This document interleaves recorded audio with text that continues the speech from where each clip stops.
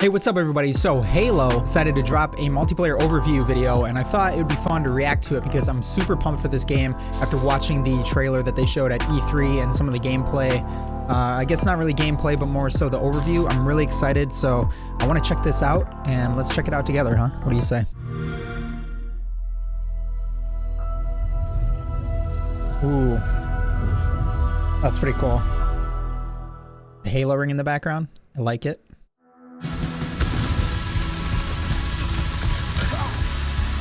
Just the feeling of like being in a firefight and hearing the click of the gun, throwing it down, grabbing one off the wall. My gunner's upside down and he's like laying in. I see kill assist, kill assist, kill assist. Any pistol across any of the games. Whatever gun allows me to feel the most like John Wick, I am there. I remember how excited I was with like this big combat with vehicles going all over the place. Halo means something different for everyone, right? I think that's what makes Halo great. That's a good point. You know, I honestly agree with him. It really does mean something different to everybody. There's something for everybody on Halo. You've got the big team battles that you can do, infantry only maps. Like there's so many different things you can do. And looking at this screenshot here real quick, it looks like they may have some type of customization for the weapon systems, which is kind of cool. I don't know if you can see the bombs here as well. On the side of the gun, but that looks kind of interesting. I wonder if that is allowing you to kind of put different types of skins or some type of decals on the guns, maybe some more customization that we all know and love with Halo. But let's continue. Let's see what's going on.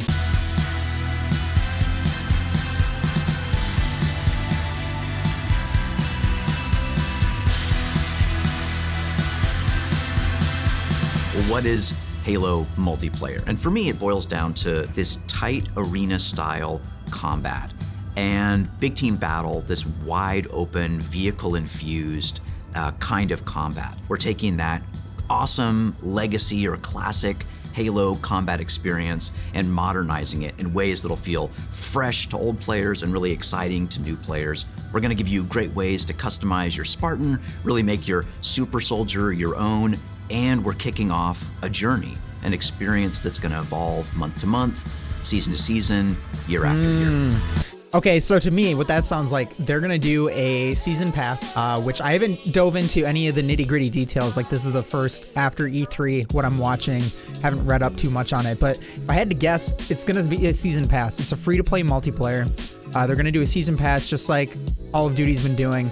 And it means it's going to be microtransactions, easy way to monetize it too, when you really think about it. I mean, look how much money look how much money Call of Duty has made when they implemented the Battle Pass and implemented the amount of different guns and packs that you can buy to get different guns, operators, things like that. And it's too easy with Halo to really make that happen with the amount of armor customizations and the weapon customizations that they can do. So, same with vehicles as well. But let's keep it going. For me, working through this multiplayer of this game, and the toughest challenge I think was really about how do we respect the legacy of what came before us, but still build something that feels new.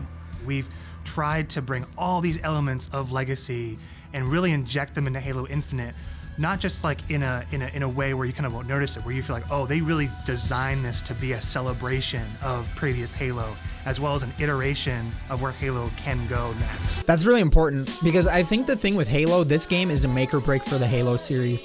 And what I mean by that is I'm not saying Halo 5 didn't do, it wasn't bad, but I don't think it was to the standard that everybody wanted it to be.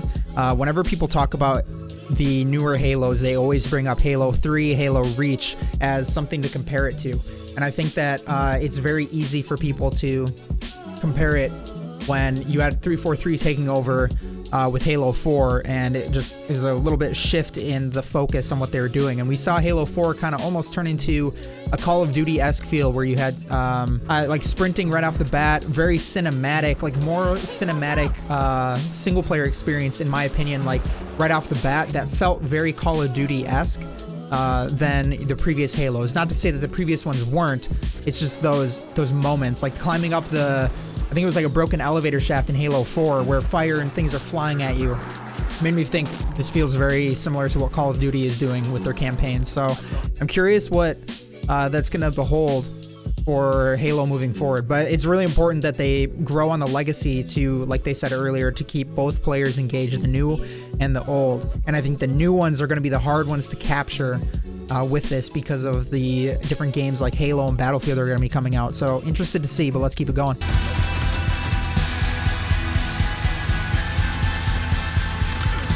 The vision of Arena was all about a tight experience. It was all about being fair.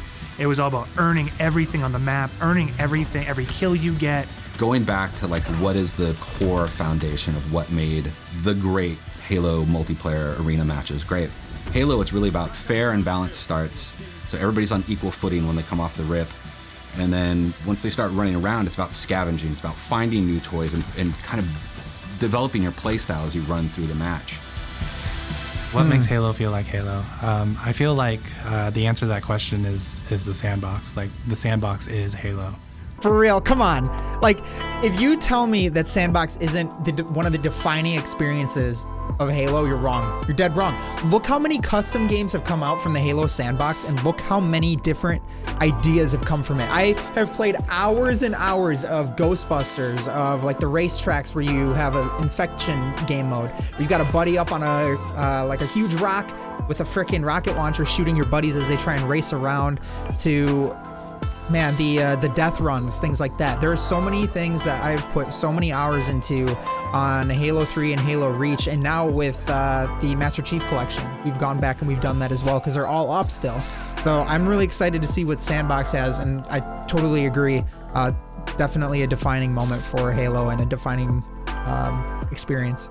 Out to look at Halo Infinite from a high level and the direction of what it is. There's lots of exciting things there because we really wanted to push what are the things that are true to Halo, but what are the things that fans haven't seen yet. That was an interesting. Oh, equipment okay. is back, but equipment is kind of has a bigger voice than ever before.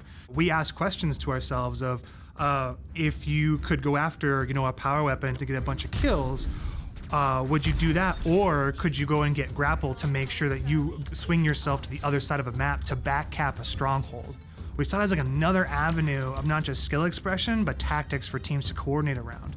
The exciting combinatory nature of this toy plus this toy and how those interact with objectives is super amazing. Looking at how I don't know if everybody saw that. I'm gonna go back real quick. Watch what he does with the assault rifle here. The exciting combinatory nature of this toy. He zoomed in a little bit there. Isn't that weird? I wonder what that's going to do moving forward. If that's going to be like a power up or like a perk that somebody gets or what they're planning on doing with that. Also the grappling hook. Let me know in the comments below what you think about that with Halo. Is it too much of a, hey, Titanfall 2, or do you think it's going to add good gameplay and good mechanics to the game long term? For this title, what we're looking at, what we're excited for, is you pick that up and you choose when you activate it. It goes into your inventory. If you haven't used it and someone kills you in multiplayer, you drop that overshield and then they could take it, use it for themselves. I like that. That to me is very legacy, but we took the equipment side of it and modernized it. When it comes to the vehicles, we went in and decided to invest a lot in the systems. When I take damage in my Warthog, my wheels can get blown off, my hood can get blown off. There's different aspects Look at the of wheel! vehicle that change how my vehicle handles now.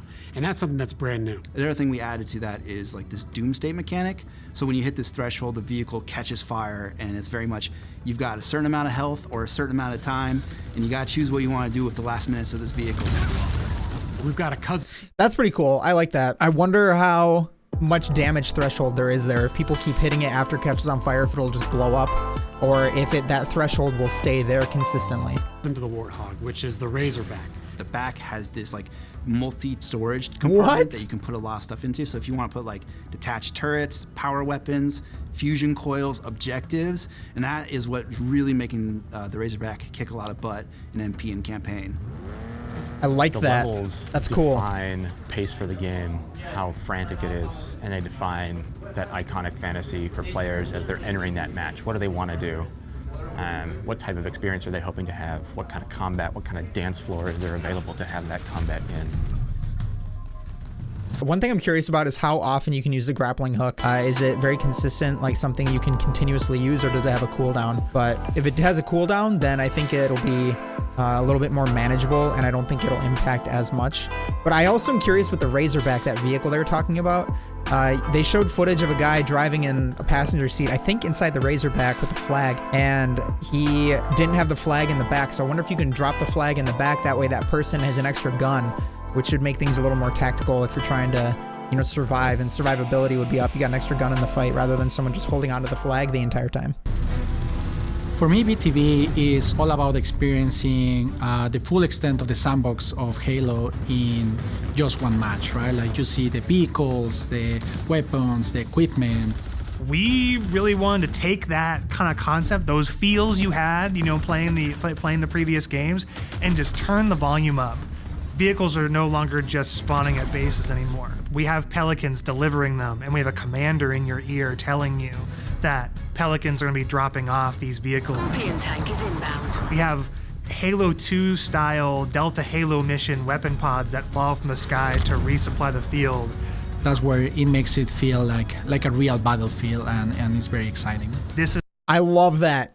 That's the thing that I'm talking about. That is modernizing the game and using elements that we've seen before to make that game to the next level that we want to see. I am curious though how the dropships are going to work for the different items. So for example, are the one side, are they going to get a Pelican dropping vehicles at the same time that the other team is getting vehicles, or is it going to be alternating? I'm curious how that'll work. And if it's like, hey, if you have a vehicle that blew up, how quick until you get another Pelican to drop things off? This is not just more players. This is just this certain beautiful slice of sci-fi chaos.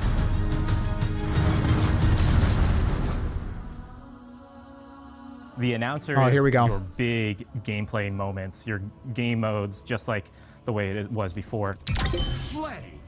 Personal AI is really a reflection and information for the player. Personal AI, designation button. So if a player grabs a flag, your personal AI is going to tell you to, you know, get that thing back to base and give you some like moment-to-moment updates. Our team took the enemy flag. What if we can let players choose their own AI, and each one of those are different voices, so that players can find the one that fits their personality and their. That's really cool. They add to the sense of like me as a Spartan being more important, and for us in multiplayer it is really about becoming a Spartan. Your Spartan, you are you inside of the Halo universe.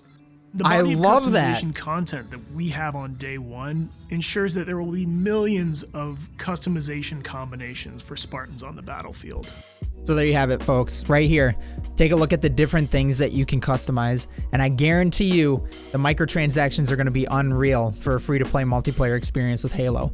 But I get that. I mean, it's the same thing with Call of Duty. I've got a couple buddies, you know, they play it, and they invested money into the game because they're like, it's free to play, and it's like one of the few games I play for them, and they say, well, I might as well invest some money in it because it's the game that I invest my time in. So I can see that being the same thing here, where you're gonna have really cool armor sets coming out, but I really hope that it doesn't become too overbearing where they aren't updating the unlocks for you. So I assume what's gonna happen is they'll have a battle pass where you can play through it, you'll unlock things as you go, or you can buy the battle pass for that season, and then you can unlock everything and utilize everything that's in the battle pass right away.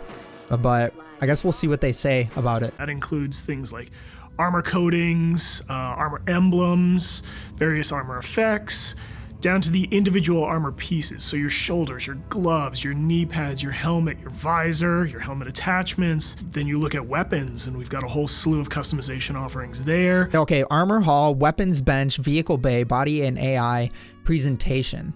Look at that. That looks cool. This is really cool. I'm glad that they're doing this, man. This actually has me really hyped. And looking at the graphics, they look great. Honestly, they look great. Vehicles have a huge pool of customizations too. We support customization in the game. Players can do the same thing on HaloWaypoint.com as well as the Halo Waypoint app. The player also customizes the Spartan, the soldier inside the suit. We want the Spartan to represent the player as much as possible. They can change their body type and their voice, as well as choose prosthetics for the first time. Coatings offer us a unique opportunity to craft some hyper-polished looks and let you express yourselves in ways you've never been able to before. rewards, we're coming at this from a player-first mentality. So what that means is that there's no random loot in this. There's no loot boxes. It's very important to us that everyone understands exactly how they unlock customization content, and we have a variety of places where they can do that. First off is the Battle Pass. The Halo Battle Pass will never be taken away from you. And what I mean by that is once you buy it, it's yours and does not expire. In future seasons, you can purchase old Battle Passes as well as the current Battle Pass and choose which Battle Pass to put your progression towards. That is huge, man. Dude, if Call of Duty would have done something like this, or some other games utilized this idea, rather than just being like, oh, you missed out on the Battle Pass? Sucks to suck, nerd. You know, I think that they would be able to keep more people into playing their games. I played a lot of Call of Duty, so that's what I'm basing this a lot off of.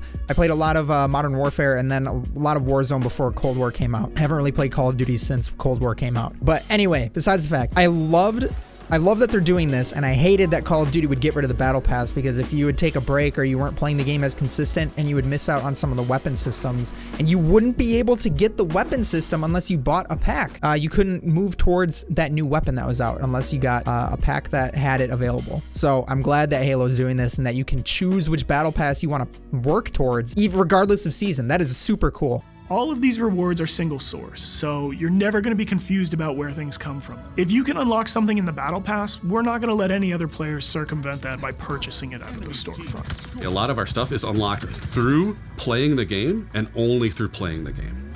All customization is just cosmetic. That's awesome. Every season will have its own theme and introduce new components, new looks, new gameplay for players, new opportunities to earn and collect cool rewards. We've seen the Samurai already. The Hayabusa! That's one of our event armor cores, and that's going to be something that players can earn through gameplay for free. Okay, that's what I'm talking about. Going free to play for the multiplayer part of the game, like that was a big goal, because you know, how do we have a way we can always bring players in, right? And they can, when we have a new update, they'll just dip their toes in if they even just want to see it. Not only are we free to play, but we're free to play on PC as well as console. And what that means is we're able to get the biggest audience we've ever had. That's awesome. Everybody gets to play with no barriers. And even better, your progression carries from one platform to the next. Getting our game to be on PC and console at the same time is an amazing chance for us to really just kind of excite new players about the game.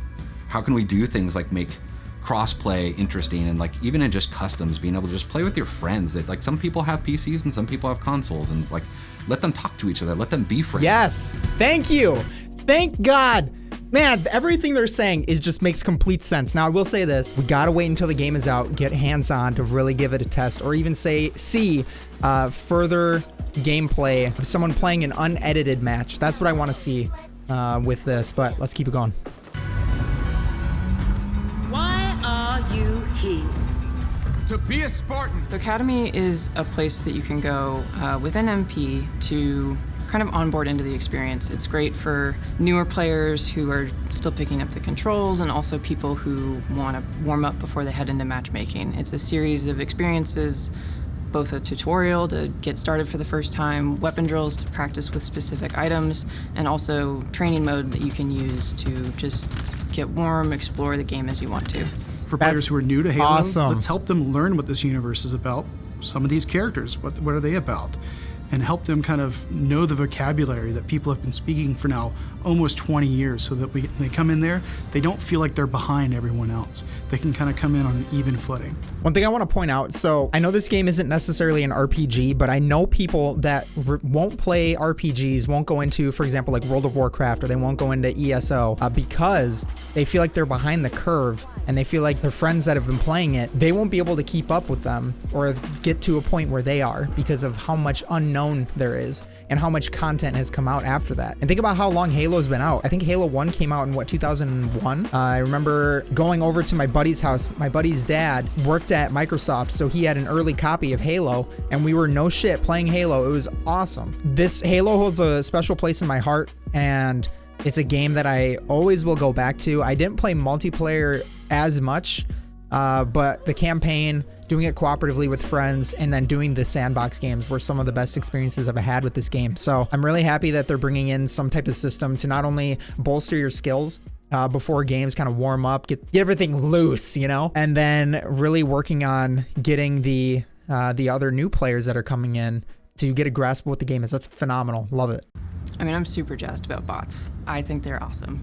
Our goal with bots has been to have a variety of difficulties that kind of provide a good training partner for wherever you're at in the experience.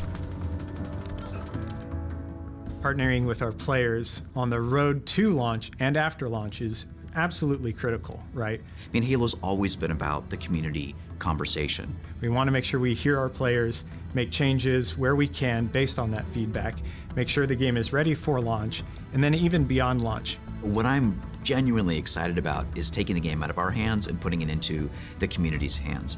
You know, whether it's seeing what people make in Forge or the content that they're able to create with theater, watching streamers go after the game. To get involved, you go to haloinsider.com, put in your info with your gamer tag, and we should be able to reach out to you if we want to invite you to a Halo Infinite flight.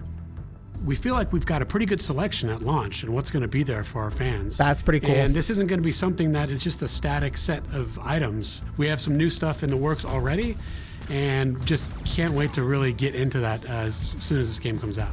So that partner program that it looked like, let's go back real quick and see what that looks like. Halo Insider program. So opted in, and it looks like maybe it gives you, I don't really know. I'll have to look into this a little bit and see what it specifically is. If you know what this is talking about, please leave a comment below, but I'll probably do some more research on it. I am curious if there's going to be some type of thing where there's a lot of different games that come out now where they do community modding and they allow you to develop these maps and these game modes into the game, and then the developer will formally recognize them and say like, hey, check out this map that so-and-so made. Pretty cool, right? We're gonna be doing a map voting contest where play the community maps, and whatever one will officially bring it into our lobby or into like our mix for official games. So I think Rising Storm 2, Red Orchestra 2 is like the game I can think of right off the top of my head for that. But I would love to see them do something like that too, to not only just bring in content from themselves and releasing new maps each season, but then making something where the community could get involved into official maps. I think that would be really cool.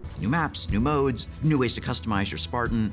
Launch is just the beginning. Now we're just going to be able to talk, interact more frequently, and that's just going to be great. That is the future of Halo Infinite multiplayer. Thank you to the community for all their feedback over the years so far, and I'm looking forward to the road to launch, launch itself, and beyond.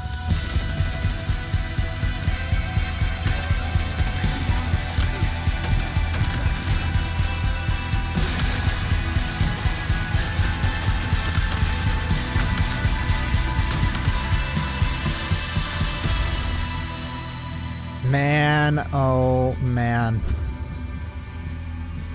That's cool. Oh, did you hear the theme? They had the theme in the back. Maybe I was talking over it. You can hear the guitar.